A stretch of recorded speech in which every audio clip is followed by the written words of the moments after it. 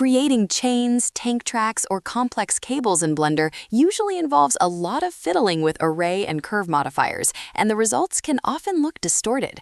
Link Curve is a specialized add-on based on geometry nodes that solves this problem.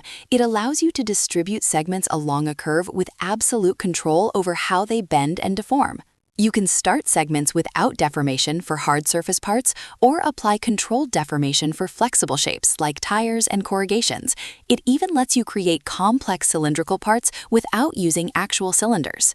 The tool is incredibly deep. You can alternate between different objects, control global scale and rotation, and use duplicate deform to create intricate patterns. It effectively replaces the old array on curve workflow with something much more robust.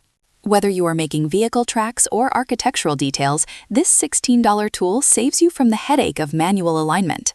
If you are watching on YouTube, the link is in the description. If you are on our website, click the buy button to start curving your assets like a pro.